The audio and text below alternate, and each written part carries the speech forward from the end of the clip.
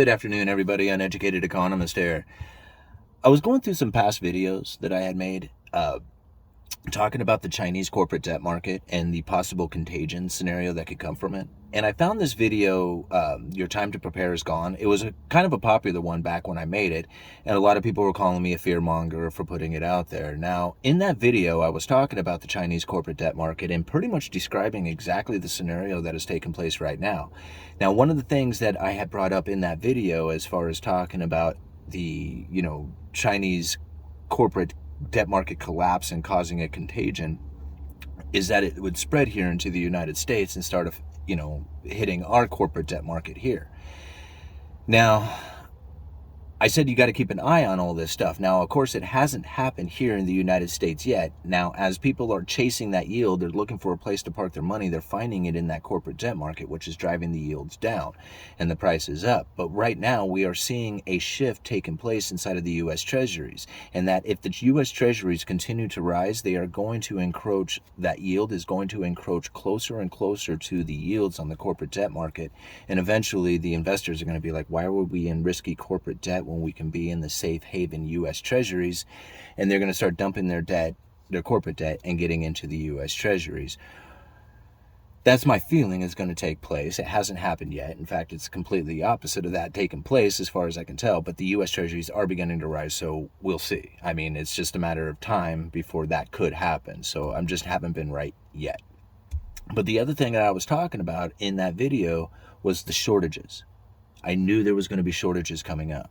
I could sense it. I could feel it. I could see it taking place inside of the products that I sell. I work retail for a living. I can look at the catalog and see what was taking place.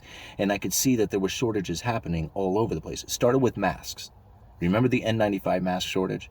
I could see them depleting out of the inventory levels from the warehouse, and I could see all the different styles and brands and packaging amounts, and all of those things were depleting. So I knew there was going to be a shortage coming up. I bought a package of it and made a video about it, and people gave me hell saying that I was some kind of evil person for wanting to sell my package of 10 N95 masks for a profit. I just loved it when people told me that. I was like, man, if I bought 10,000 masks, then you would say that I would be some kind of gouger. I was just buying them as a point that this is what you could do with it, and I was right. Now, the other thing I saw were canning lids. Same thing. I mean, I know like a lot of people don't look at canning lids as any big deal, but it's a very big deal. This is the way you can preserve food. If the power goes out, your canned goods are still good. I know people who lost a lot of food. In that video that I put out, I'll leave a link to that video down in the description. But in that video, I was talking about how there was people I knew who lost a lot of meat in the freezer. They had multiple freezers that when the electricity went out for days on days, they weren't able to keep them running. They lost all the food in those freezers, and that was a lot of meat. And so when people are prepared means that not only do you have the food on hand preserved inside of the freezer, but the capabilities of being able to preserve all that food as well. And even if you had the capabilities of canning, you would have to have a lot of people working canners in order to preserve like as much meat as I know one person had lost. I mean, it would be a lot that you would have to have on hand. So being prepared is something that you need to be like looking at all levels, like not just as far as like what's going to happen inside of the bond market, but as far as what's going to happen with the food supply. And that was another one that I got a lot of hell for putting a video out just a few weeks ago saying that, lumber, yeah, it's dropped. Don't worry about lumber anymore. Focus in on food. Food's going to be an issue. And sure enough, here we are. Food's an issue. And I knew this was going to take place. Like you could just see it. You could sense it. You can feel it. And you get this gut reaction and you go off of instincts.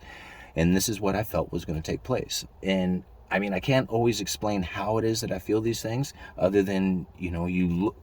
This is one of the things I told my wife was you look at all these possible scenarios and then you follow the path of least resistance.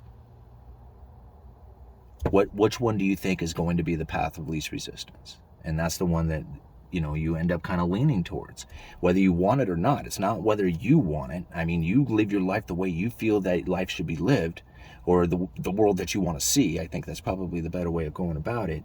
But when it comes to reality, it's the path of least resistance. And that's the one that, that's the one that's going to most likely be the outcome.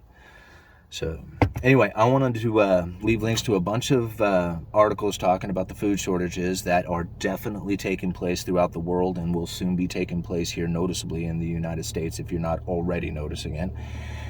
And a link to that video where your time to prepare is gone, which, again, I found pretty interesting. So as far as, the things that I was able to accurately call out in that video. Now, this comes from our buddy, UFO Engines.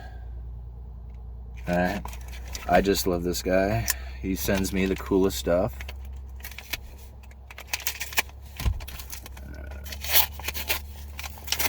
What do we got?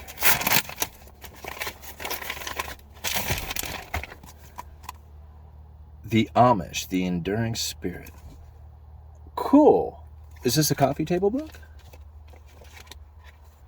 Oh, whoa, bro.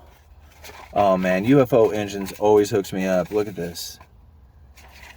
Howdy, I got you. Oh, you know what?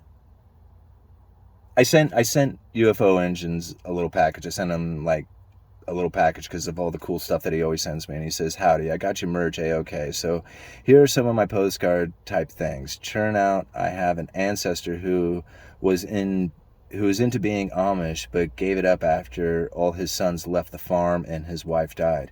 He moved in with one of his sons who lived in Chicago, and that son became a millionaire in the insurance biz.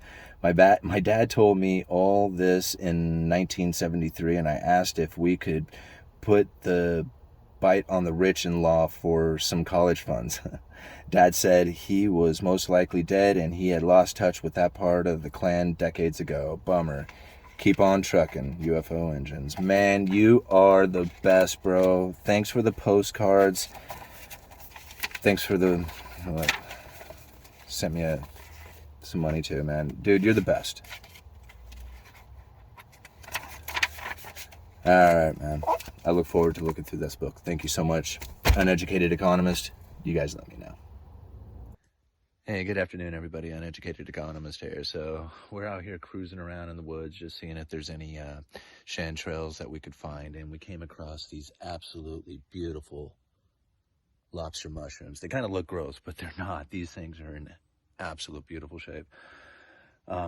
Lobster mushrooms, there are actually two mushrooms going on there. There's the original host mushroom, and then another mushroom, a fungus, actually grows on top of it called Hypomyces lactiflorum. I don't know if I'm saying that right, but that's how I read it.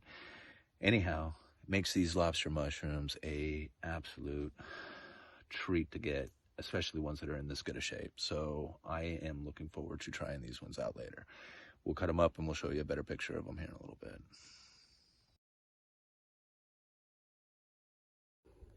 All right, so that's what we're looking for right there.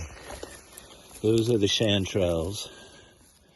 And you kind of look for the color. That's how you spot them. Rid it off. So that's them. Kind of have like, the way I kind of identify them is they kind of have like a string cheese kind of effect to them when you look at the stem.